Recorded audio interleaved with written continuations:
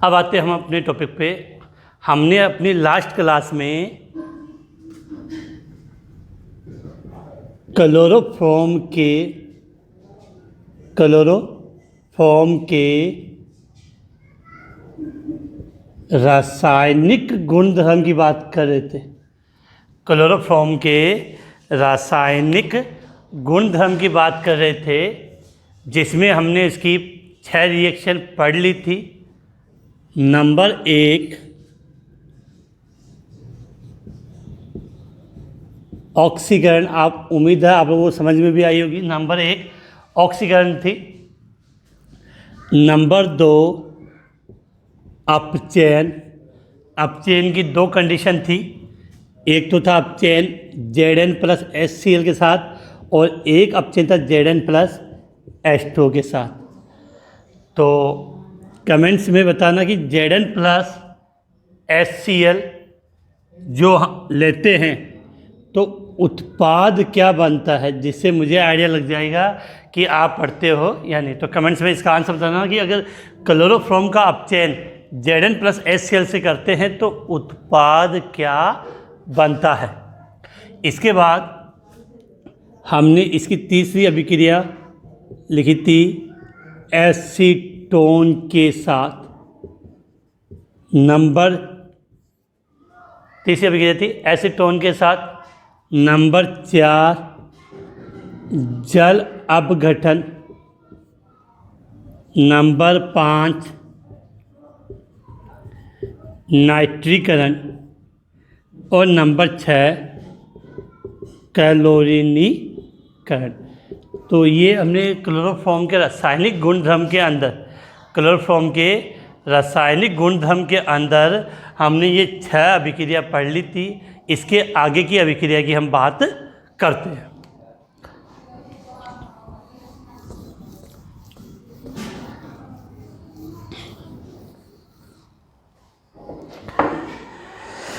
तो नंबर 7 पे जो आपकी रिएक्शन थी वो थी नंबर 7 पे सिल्वर चूर्ण के साथ या सिल्वर पाउडर के साथ अभिक्रिया। अब बेटा डायरेक्ट पॉइंट अपने को याद होना चाहिए कि क्लोरोफॉर्म की अभिक्रिया हम सिल्वर चूर्ण के साथ करवाएंगे। क्लोरोफॉर्म को हम सिल्वर चूर्ण के साथ गर्म करेंगे तो उत्पाद क्या बनेगा। तो मैं डायरेक्ट लिख रहा हूँ, उत्पाद बनता है बेटा एसिटिलीन। उत्पाद के रूप में क्या बनता है, एसिटिलीन। उम्मीद होगा कि एसिटिलीन का फॉर्मूला आपको आता होगा, तो कमेंट्स में लिख दीजिए जल्दी से एसिटिलीन का फॉर्मूला क्या है। आते हैं अपने टॉपिक में। तो सिल्वर चूर्ण के साथ, तो लैंग्वेज के रूप में तो ये हो जाएगा कि क्लोरोफॉर्म की अभिक्रिया सिल्वर चूर्ण के साथ कराने पर एसिटिलीन प्राप्त होता है। तो क्या लिखेंगे कि क्लोरोफॉर्म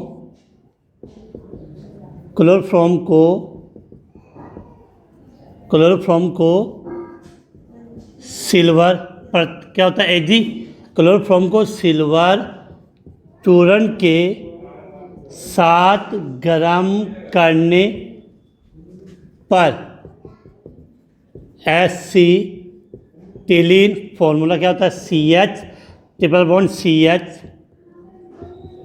प्राप्त होता है। तो यहाँ से ये तो याद रहेगा कि क्लोरोफॉर्म को सिल्वर चूर्ण के साथ जब हमने गर्म किया तो हमें उत्पाद क्या प्राप्त हुआ, एसिटिलीन। अब समीकरण कैसे लिखेंगे, क्लोरोफॉर्म का मतलब C, यहाँ पर H, 3Cl 1 2 3। इसके बाद इसकी अभिक्रिया करवाएंगे सिल्वर के साथ। सिल्वर मतलब Ag। अब क्लोरोफॉर्म का एक अणु है, इसको भी जस्ट मैंने उल्टा लिखा है यहाँ पे। तो Cl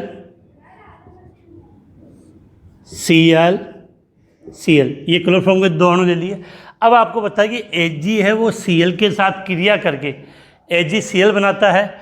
तो मैंने यहाँ से कितने Ag के अणु, कितने परमाणु ले लिए, 6। अब 6 Ag इन 6 Cl के साथ, 6 Ag इन 6 Cl के साथ क्या बना लेगा, 6 AgCl बन गया। अब देखो बचा क्या, CH 1 2 3 बॉन्ड है तो ट्रिपल बॉन्ड बन जाएगा, और CH तो क्या बन गया, CH ट्रिपल बॉन्ड CH, क्या हो गया, एसिटिलीन, जिसका आईपीसी नाम क्या होगा बेटा, एथाइन। एथ का मतलब 2 कार्बन और आइन का मतलब ट्रिपल बॉन्ड। ये तो आप जानते हो कि एथ प्लस आइन, तो एथ का मतलब कितने कार्बन होते हैं, 2, और आइन का मतलब ट्रिपल बॉन्ड, 3 बंद। तो क्लियर होनी चाहिए बात। तो माइंड में बिल्कुल अपने एक सेटअप होना चाहिए कि कभी भी रिएक्शन आएगी तो एग्जाम में इस प्रकार से आती है कि CHCl3 प्लस Ag और तीर के निशान पे लग दिया गरम, तो अब उत्पाद पहचानिए। तो माइंड में बात होनी चाहिए कि जब भी क्लोरोफॉर्म की अभिक्रिया सिल्वर चूर्ण के साथ करवाएंगे, क्लोरोफॉर्म की अभिक्रिया सिल्वर चूर्ण के साथ करवाएंगे तो अपना उत्पाद क्या प्राप्त होगा, एसिटिलीन। और एसिटिलीन का फॉर्मूला क्या लिखा, CH ट्रिपल बॉन्ड CH। तो इस प्रकार के जो है क्वेश्चन है वो सदैव समीकरण के रूप में पूछ लिए जाते हैं। इसके बाद हम इसकी नेक्स्ट अभिक्रिया की बात करते हैं।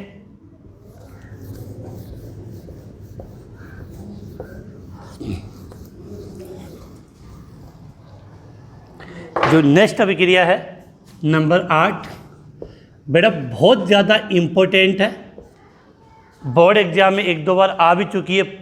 नॉर्मली बहुत अच्छा क्वेश्चन बनता है यहाँ से, कि इसको हमने नाम दिया है हाफमान कार्बिल एमीन अभिक्रिया। हाफमान कार्बिल एमीन अभिक्रिया, या इसको हम आइसोसाइनाइड अभिक्रिया भी कहते थे।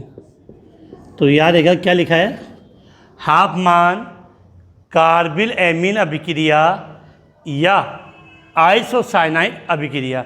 ये रिएक्शन बेटा एमीन के रिएक्शन है, एमीन की क्लोरोफॉर्म के साथ।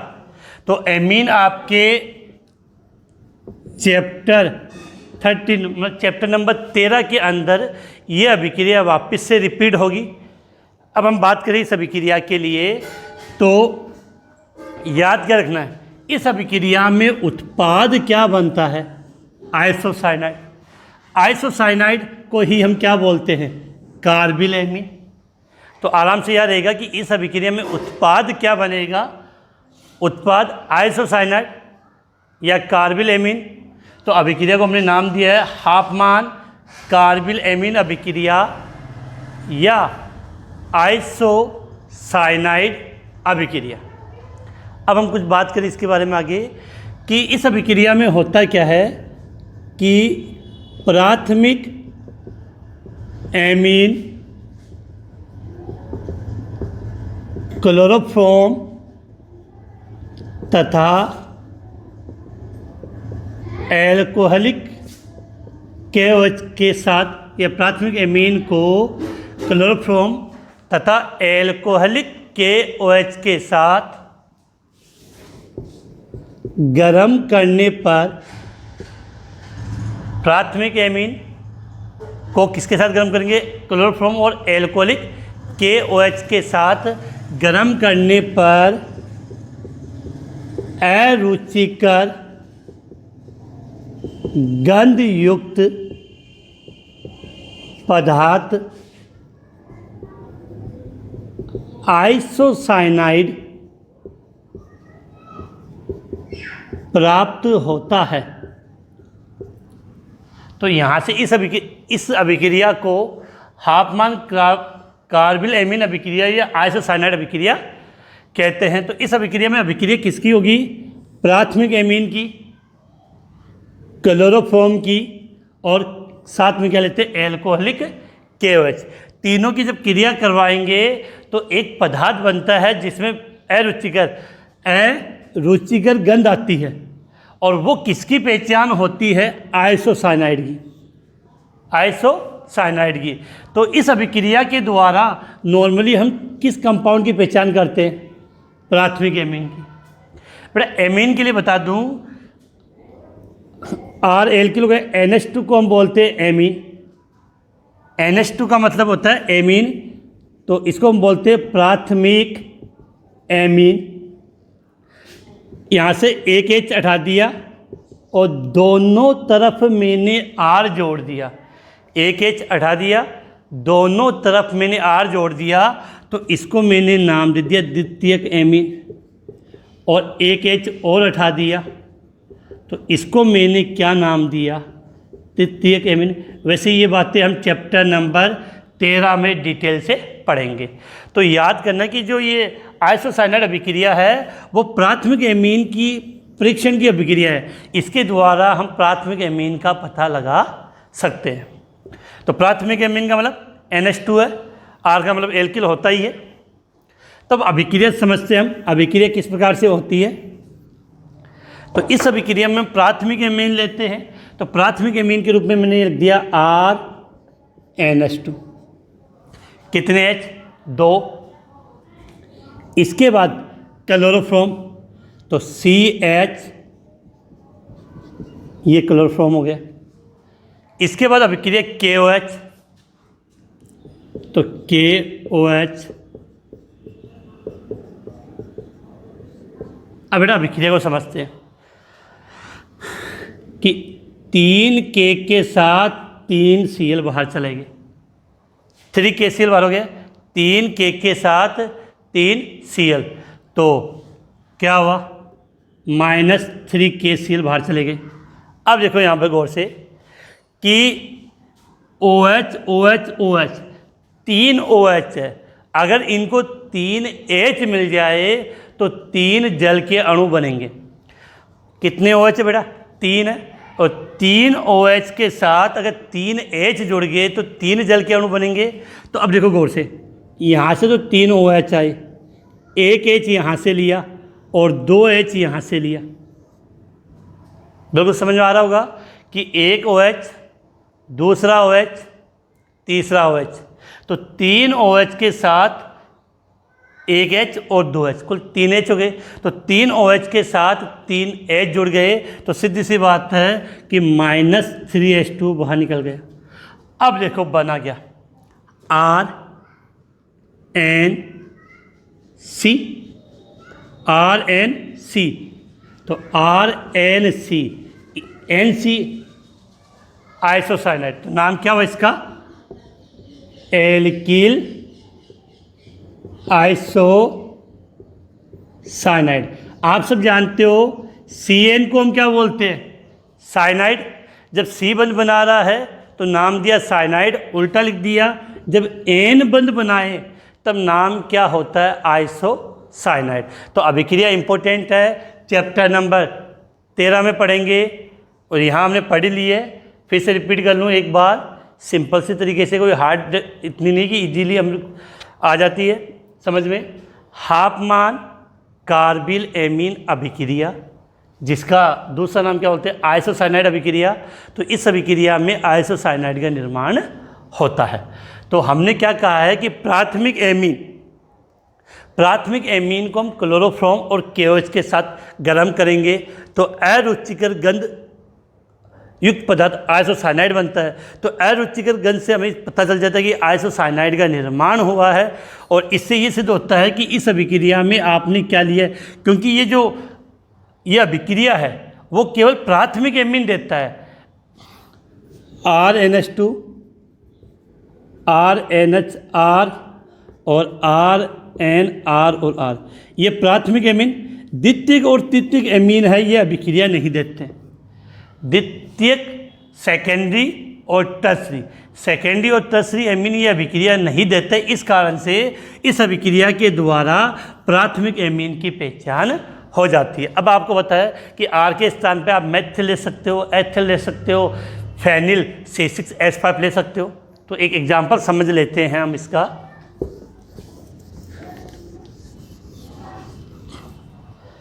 तो यहाँ मैंने लिया CH3 CH3CH2 NH2। क्या नाम हुआ बेटा इसका? Ethyl amine. क्या नाम हुआ? Ethyl amine. अभिक्रिया क्लोरोफॉर्म के साथ तो CH, Cl, Cl, Cl। इसके बाद KOH, तो 3 KOH, KOH, KOH, KOH। तो 3 K के साथ 3 Cl जुड़ गए, 3 K के साथ 3 Cl, और इन OH को 3 H चाहिए तो 1 H यहाँ से और 2 H यहाँ से, तो 3 जल के अणु बाहर निकल गए। तो बचा क्या? CH3, CH2, इसके बाद NC। तो नाम क्या हो गया? Ethyl isocyanide. एथिल आइसोसाइनाइड का यहाँ पे निर्माण हो गया है। तो उम्मीद है अभिक्रिया समझ में आ गई होगी। हाँ बेटा, कल की क्लास की विशेष बात थी कि मैंने एक क्वेश्चन आपको नोटबुक पर करके व्हाट्सएप पर सेंड करने के लिए कहा था, और काफ़ी बच्चों का आंसर किया, उन्होंने सेंड भी किया था। तो इसका मतलब ये लगता है कि आपको बिल्कुल समझ में आ रहा होगा, और उम्मीद है कि पढ़ने में भी थोड़ा सा इंटरेस्ट आ रहा है। तो पढ़ने में अच्छा लग रहा है तो कमेंट ज़रूर करें, कि जिससे मुझे पता चल जाए कि आपका ध्यान है पढ़ाई में। ऐसा नहीं कि फ़ोन चला के कहीं और चले गए घूमने। तो अब हम बात करें तो 8वीं अभिक्रिया अपनी कौन सी हो गई? हाफमान कार्बिल एमीन अभिक्रिया या आइसोसाइनाइड अभिक्रिया।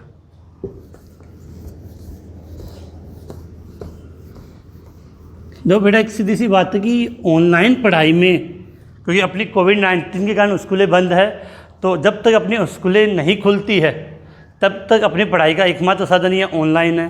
तो ऑनलाइन में यही है कि टीचर आपको मटेरियल अवेलेबल करवा सकता है, लेकिन पढ़ना आपको ही पड़ता है। तो इसमें यही है कि अभी अपने 2-3 महीने से स्कूलें नहीं खुली है, और अभी 1 महीने तक अपनी स्कूलें खुलने की संभावना नहीं है। इसलिए टाइम ख़राब ना करें, जैसा भी आपको ऑनलाइन के माध्यम से मैटर मिल रहा है उसको पढ़ने की कोशिश करें। अब आते हैं अपनी, तो 8 अभिक्रिया हो गई। 9वीं अभिक्रिया, 9 राइमर टीमान अभिक्रिया। क्या लिखा है? राइमर टीमान अभिक्रिया। बड़े विशेष बात है रखना, राइमर टीमान अभिक्रिया है, ये आपको चैप्टर 10 में मिलेगी। ये 10 तो सॉरी बेटा, चैप्टर 11 में फिनॉल वाले टॉपिक में आपको ये रिएक्शन मिलेगी। चैप्टर 11 पढ़ेंगे जिसमें फिनॉल, एल्कोहल, इथर आता है, तो फिनॉल की ये रिएक्शन है, तो वहाँ पर भी हम ये रिएक्शन पढ़ेंगे। तो जो रिएक्शन डबल रिपीट हो रही है और नेम रिएक्शन है, वैज्ञानिकों के नाम पर है, तो इम्पोर्टेंट और ज़्यादा हो जाती है। तो क्या लिखा है? राइमर टीमान अभिक्रिया। तो बेटा पहली बात तो माइंड में ये क्लियर होनी चाहिए कि राइमर टीमान अभिक्रिया में जो अपना उत्पाद बन रहा है इसके अंदर, वो बनेगा अपना सैल्डिहाइड। क्या लिखा है मैंने? नहीं समझ में आए तो एक बार यहाँ से वो लिख दूँ मैं, सैल्डिहाइड।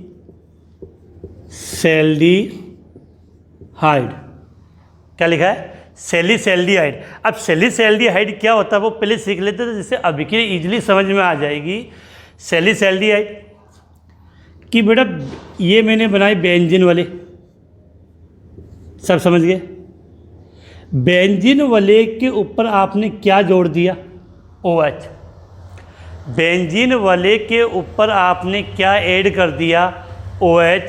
तो आपने इसको नाम क्या दिया? फिनोल। बेंजीन वाले के ऊपर आपने इस पर क्या ऐड किया? OH ऐड किया है, तो आपने इसको नाम क्या दे दिया? फिनोल। अब इसकी इस कंडीशन पे मैंने यहाँ पे नाम जोड़ दिया समूह जोड़ दिया CHO, एल्डिहाइड। तो ये हो गया, एल्डिहाइड जुड़ गया। इस संरचना को हम बोलते हैं सैल्डिहाइड। बेंजीन वाले OH जुड़ा, फिनोल हो गया, और वहाँ हमने जोड़ दिया CHO, तो नाम क्या हो गया? सैल्डिहाइड। तो अपने को इसका निर्माण करना है। राइमर टीमान अभिक्रिया है, तो वही राइमर टीमान की क्लोरोफॉर्म की अभिक्रिया पढ़ने, तो कन्फर्म अभिक्रिया क्लोरोफॉर्म के साथ होगी। किसकी? फिनॉल की। फिनोल की अभिक्रिया क्लोरोफॉर्म और KOH के साथ करवाएंगे तो इसका निर्माण होगा।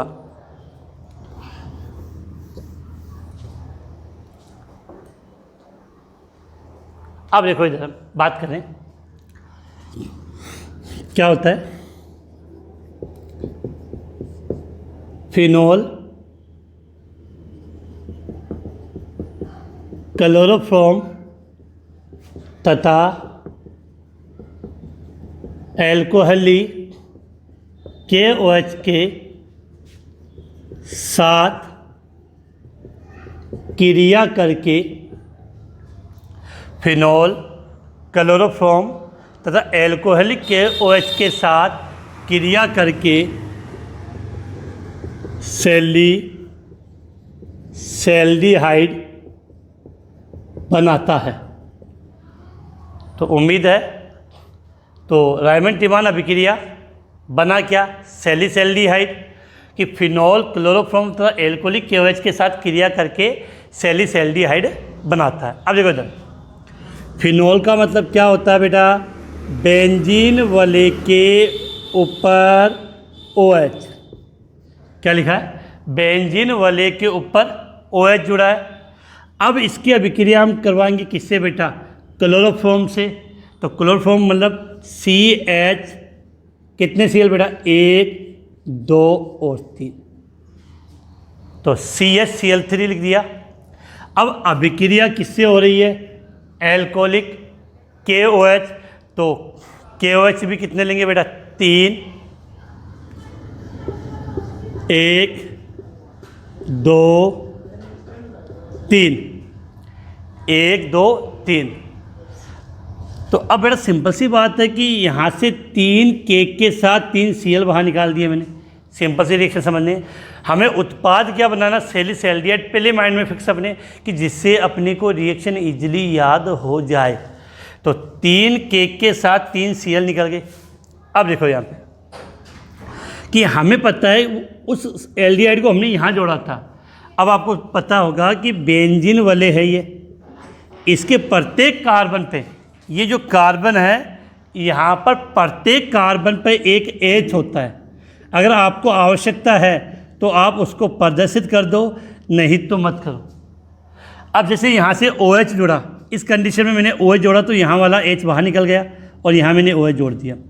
तो बाकी सब कंडीशन पे एक एक हाइड्रोजन है, तो मैंने एक हाइड्रोजन को यहाँ प्रदर्शित कर दिया, आपको दर्शा दिया। अब देखो क्या होता है कि देख रहे हैं, तो अब देखो यहाँ से OH, यहाँ से OH, यहाँ से H और एक H, ये एक H यहाँ से, दूसरा H यहाँ से और 2 OH, तो 2 तो OH और 2 H, तो 2 जल के अणु क्या हो गए, बाहर निकल गए। अब क्या बचा आपके पास, गौर से देखो, CHO, क्या बचा, CHO। तो हमने क्या किया, ये बेंजीन वाले थी, यहाँ OH था, ये बेंजीन वाले है, बेंजीन वाले के ऊपर OH जोड़ दिया। अभी वो बच्चा क्या आपके पास, CHO, तो वो मैंने यहाँ जोड़ दिया CHO, क्या जोड़ दिया यहाँ पे, CHO। तो उम्मीद है इतनी बात समझ में आ गई होगी आपको।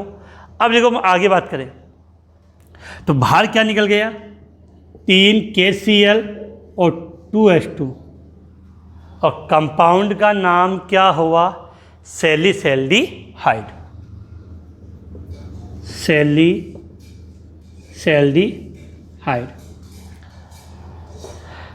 आज का क्वेश्चन भी आपके लिए, इस सैल्डिहाइड का IUPAC नाम क्या होता है।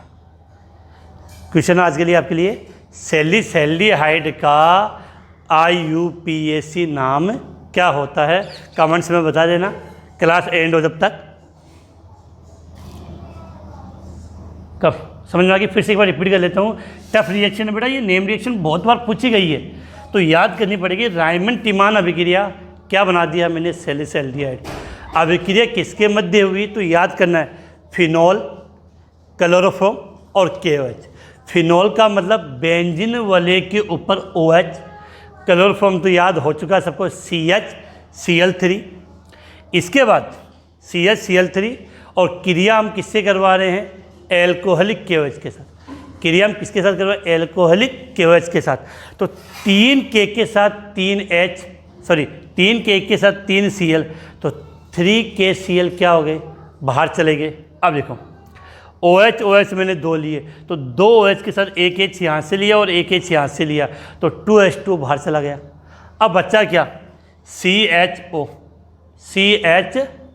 तो इस CHO को यहाँ जोड़ दिया, तो क्या बन गया? सैलिसाइड। तो उम्मीद है अभिक्रिया याद हो जाएगी कि नेक्स्ट चैप्टर में अपने को कम परेशानी होगी। बेटा ध्यान रखना, चैप्टर नंबर 10 में थोड़ा टाइम लगने का रीज़न ये था कि मैंने हर अभिक्रिया डिटेल से बताई है, क्योंकि इनमें से काफ़ी अभिक्रिया आपके अगले वाले चैप्टर में रिपीट होगी, तो वहाँ अपने को टाइम बिल्कुल भी नहीं लगेगा। अब आगे बात करें तो 10 अभिक्रिया थी, एक लास्ट अभिक्रिया बची है आपकी इसमें। तो लास्ट अभिक्रिया की हम बात करें वो है एल्कीन से। लास्ट जो अभिक्रिया इसकी वो किसके साथ है? एल्कीन के साथ। नंबर 10 एल्कीन के साथ। अब एल्कीन का मतलब क्या था बेटा? कार्बन कार्बन में डबल बॉन्ड। एल्कीन का मतलब क्या बेटा? कार्बन कार्बन में डबल बॉन्ड। तो कार्बन कार्बन में डबल बॉन्ड है, तो इसके लिए हम बात करें कि इसमें होता है क्या कि पेरोक्साइड की उपस्थिति में, पेरोक्साइड की उपस्थिति में एल्कीन के साथ क्लोरोफॉर्म का योग। तो बेटा पेरोक्साइड की उपस्थिति में लिखा है, पेरोक्साइड की उपस्थिति में जो एल्कीन के साथ जो क्लोरोफॉर्म का जो योग होता है वो एंटी मार्कोनिकोव के नियम से होता है। क्लोरोफॉर्म का जो योग है वो एल्कीन के साथ, एक तो आपने पढ़ा था मार्कोनिकोव का नियम पहले वाले वीडियो में, फिर दूसरा पढ़ा था हमने एंटी मार्कोनिकोव के नियम के विपरीत। तो याद रखना एल्कीन के साथ अभिक्रिया करवा रहे हैं हम क्लोरोफॉर्म की, और वो भी किसकी उपस्थिति में? पेरोक्साइड की उपस्थिति में। तो पेरोक्साइड की उपस्थिति में एल्कीन के साथ क्लोरोफॉर्म का योग, एडिशन, एंटी मार्कोनिकोव के नियम से होता है। एंटी मार्कोनिकोव के नियम से होता है। तो एग्जाम्पल समझते हैं, एक एग्जाम्पल ले रहे हैं यहाँ पे CH3 CH2 CH double bond CH2। Clear हो गया कि CH3 CH2 CH double bond CH2 अभिक्रिया किससे करवा रहे हैं? क्लोरोफॉर्म से। तो क्या लिया? HCCl3 क्लोरोफॉर्म है। अब बेटा आपको पता है कि ये बंद है वो यहाँ से टूटेगा, तो मार्कोनिकोव के नियम में आपने क्या पढ़ा था कि हैलोजन वाला हिस्सा ये तो एंटी मार्कोनिकोव का नियम है। मैं बात कर लेता हूँ केवल मार्कोनिकोव, और वहाँ पर आपने एल्कीन पर HX का योग करवाया था। आपने ये लिखा था हैलोजन है वो उस कार्बन से जुड़ेगा डबल बॉन्ड वाले, और इन डबल बॉन्ड वाले उस कार्बन से जुड़ेगा जहाँ हाइड्रोजन कम हो। तो हाइड्रोजन कहाँ जुड़ेगा? जहाँ हाइड्रोजन ज़्यादा हो। ये तो था मार्कोनिकोव का नियम। एंटी मार्कोनिकोव का नियम जस्ट उल्टा हो गया। इसका मतलब हाइड्रोजन उस कार्बन पे जुड़ेगा डबल बॉन्ड वाले में से जिस पर हाइड्रोजन कम हो। अब हाइड्रोजन इन दोनों में इस पर कम है, तो ये H इस कार्बन से जुड़ेगा, और आपका जो CCl3 है वो इस कार्बन पे जुड़ेगा। कुछ बच्चों को अगर ये चीज़ समझ में नहीं आई है तो अपने इसी चैप्टर में एल्किल हैलाइड बनाने की विधियां हैं, एल्किल हैलाइड बनाने की विधियां हैं जिसमें एल्किन से हैं, तो वहाँ पर मार्कोनिकोव का नियम मैंने डिटेल से बताया है, वहाँ पे आप देख सकते हो। तो इतनी बात समझ में आ गई। तो एंटी मार्कोनिकोव के नियम से होने से ये हाइड्रोजन इस कार्बन पे जुड़ गया और CCl3 इस कार्बन से जुड़ेंगे, तो कंडीशन क्या बनेगी आपकी, और वो भी किसकी उपस्थिति में बेटा? पेरोक्साइड की उपस्थिति में। किसकी उपस्थिति में? पेरोक्साइड की उपस्थिति में तो क्या बनता है, CH3 CH2 CH। अब देखो बंध टूटेगा तो ये H यहाँ जुड़ेगा तो क्या होगा, CH2, फिर ये CH2 और यहाँ क्या जुड़ गया, CCl3 CCl3। अब बेटा गौर से देखना, ये C क्या है, यहाँ कार्बन है और उस कार्बन से कितने Cl जुड़े हुए, 3। कितने जुड़े हुए, 3। पहले नाम बात कर लेते हैं। 4 कार्बन की श्रृंखला है, डबल बॉन्ड कितने नंबर पर है, 1 नंबर पे, तो नाम क्या दिया इसका, 1 ब्यूटीन। नाम क्या लिखा मैंने इसका, 1 ब्यूटीन। अब इसके नाम की बात करें तो बेटा ये कार्बन है, इस कार्बन से 3 Cl है तो प्रतिस्थापी यहाँ जोड़ा तो काउंटिंग यहाँ से होगी, 1 2 3 4 5, 5 कार्बन है। लेकिन एक कार्बन पे कितने Cl है, 3 है, तो इसको तीनों के तीनों Cl एक ही कार्बन पे है तो क्या लिखेंगे, 1 1 1 ट्राई क्लोरो। क्या नाम दिया, 1 1 1 ट्राई क्लोरो। और 5 कार्बन की श्रृंखला होने के कारण, कितने कार्बन, 5 कार्बन की श्रृंखला होने के कारण नाम क्या हो गया, 111 try chloro pentane, try chloro pentane. तो उम्मीद है याद रखना, तो यहाँ याद रखना है कि अगर एल्कीन पर क्लोरोफॉर्म का योग करा रहे हैं पेरोक्साइड की उपस्थिति में तो अभिक्रिया एंटी मार्कोनिकॉफ के नियम से या मार्कोनिकॉफ के नियम के विपरीत होती है। तो बेटा ये थी आपकी क्लोरोफॉर्म बनाने, क्लोरोफॉर्म के रासायनिक गुणधर्म, क्लोरोफॉर्म की रासायनिक अभिक्रियाएं। क्वेश्चन बेटा इनमें से अच्छे क्वेश्चन पूछे जाते हैं। खासकर हमने 2 रिएक्शन पढ़ी, एक तो रायमन टीमान अभिक्रिया, एक तो हमने क्या पढ़ी थी, रायमन टीमान अभिक्रिया, और एक कार्बिल हाफमान कार्बिल एमीन अभिक्रिया या आइसोसाइनाइड अभिक्रिया, ये एग्जाम में आती है। इसके अलावा क्लोरोफॉर्म का हम नाइट्रीकरण करते हैं या एसीटोन के साथ अभिक्रिया करवाते हैं, 2 उत्पाद स्पेशल बनते हैं जो मैंने कल की क्लास में मैंने बात की थी, तो वो भी बहुत बार पूछ लिया जाता है एग्जाम में। और इसके अलावा क्लोरोफॉर्म का ऑक्सीकरण से फॉस्फेन गैस बनती है, क्या होता है, इसको क्लोरोफॉर्म को पूर्ण भरी रंगीन बोतलों में क्यों रखा जाता है, तो इस प्रकार के क्वेश्चन एग्जाम में आ जाते हैं। अब हम बात करें क्लोरोफॉर्म के उपयोग।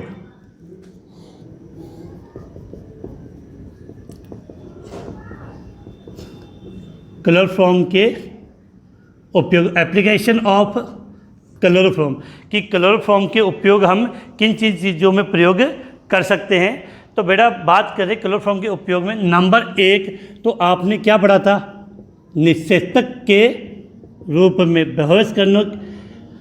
आपने पता है कि अधिक मात्रा में या थोड़ी अधिक मात्रा में क्लोरोफॉर्म को सूंघ लेते हैं तो व्यक्ति बेहोश हो जाता है, इसी को हम बोलते हैं निषेचक के रूप में। दूसरा, क्लोरोफॉर्म का उपयोग हम विलायक के रूप में भी करते हैं बेटा। दूसरा उपयोग क्या है, क्लोरोफॉर्म का जो क्लोरोफॉर्म है विलायक के रूप में भी इसका प्रयोग किया जा सकता है।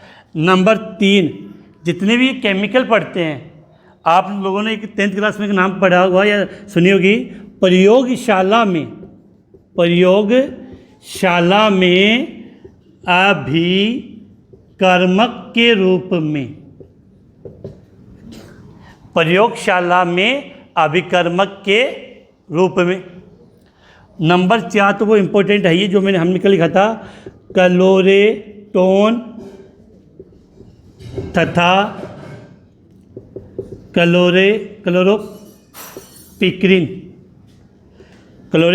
क्लोरोपिक्रीन बनाने में। तो कभी बाई चांस सीधा क्वेश्चन आ जाए सिंपल सा कि क्लोरोफॉर्म के उपयोग लिखिए, तो पहला उपयोग निषेचक के रूप में, दूसरा विलायक के रूप में, तीसरा प्रयोगशाला में अभिकर्मक के रूप में, और चौथा क्लोरेटोन तथा क्लोरोपिक्रीन बनाने में किया जाता है। तो ये थी क्लोरोफॉर्म की बात। अब आगे बात करें हम बेटा, इसके बाद बेटा हम कुछ एग्जाम्पल समझते हैं इसके।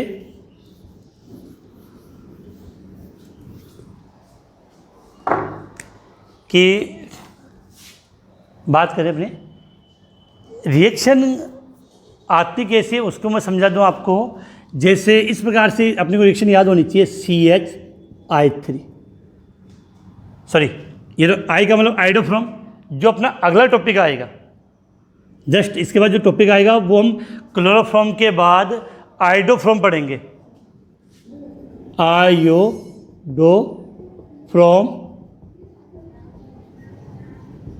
फॉर्मूला क्या होता है, CH3। तो जैसे आपने क्लोरोफॉर्म पढ़ा था वैसा का वैसा हम किसके बारे में पढ़ेंगे, आइडोफ्रॉम के। और 80% अभिक्रिया इनकी सेम होती है, 80% अभिक्रिया होती है वो इनकी सेम होती है। अभी हम क्लोरोफॉर्म की कुछ बातें कर रहे हैं कि जैसे मैंने ये लिखा CH3, CH3। अभी अपने को ऐसे याद होना चाहिए, मैंने यहाँ लिख दिया RNH2 और KOH। देखो बार बार ये आई क्यों है, अगला टॉपिक तो अभी लेट है। CH3 क्लोरोफॉर्म की बात करें, अभिक्रिया किससे करवाई, RNH2 और KOH के साथ। तो तुरंत याद आनी चाहिए कि अब अभिक्रिया कौन सी है बेटा, ये देखो प्राथमिक एमीन क्लोरोफॉर्म और KOH, तो अभिक्रिया कौन सी हुई, कमेंट्स नहीं है बेटा जल्दी से। अभिक्रिया आइसोसाइनाइड अभिक्रिया या हाफमान कार्बिल एमीन अभिक्रिया, तो उत्पाद क्या मतलब आइसोसाइनाइड, तो तुरंत याद होना चाहिए R लिया तो RNC। क्लियर हो गया। जैसे क्लोरोफॉर्म था, मैंने क्या किया, अपचेन, और मैंने शुरुआत में पूछा था अगर अपचेन के रूप में मैंने लिया है Zn प्लस HCl, अपचेन के रूप में लिया तो क्या बना था, CH2Cl2। जब तक आपको अभिक्रिया इस प्रकार से याद नहीं होगी, या इस क्लोरोफॉर्म की अभिक्रिया मैंने करवा दी Hg चूर्ण के साथ या सिल्वर पाउडर के साथ, तो क्या बना, CH ट्रिपल बॉन्ड CH। तो जब तक आपको अभिक्रिया इस प्रकार से याद नहीं होगी तो आपका काम नहीं चलने वाला। तो इस प्रकार से अभिक्रिया जैसे और भी हम लिखना चाहें तो जैसे मैंने ये लिख दिया KOH और फिनोल, और KOH और फिनोल क्लोरोफॉर्म के साथ अभिक्रिया करवाएंगे तो क्या बनेगा, सैलिसैल्डिहाइड, बेंजीन वाले के ऊपर OH और CHO। तो कहने का मतलब मेरा ये है कि जब तक रिएक्शन पूरी माइंड में सेटअप नहीं होगी तब तक अपना आंसर निकल के नहीं आएगा। और जितनी भी अभिक्रिया पढ़ी है हमें इस प्रकार से लास्ट में चार्ट के रूप में याद होनी चाहिए। अपनी बुक में खासकर आइडोफ्रोम है, कार्बन टेट्राक्लोराइड है, उनकी तो सभी रिएक्शन इस प्रकार से चार्ट के रूप में दी हुई है।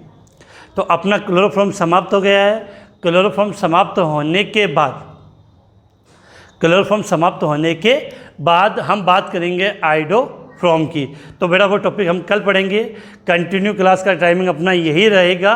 और किसी भी प्रकार की अगर आपको कोई चीज़ समझ में नहीं आती है तो मैंने कहा व्हाट्सएप के माध्यम से उसको आप नोट करके या मेरे व्हाट्सएप नंबर पर कमेंट्स के रूप में बता देना कि जब भी हम अपनी क्लास शुरू करेंगे तो पहले आपकी प्रॉब्लम का मैं सॉल्यूशन यहाँ पे कर दूँगा।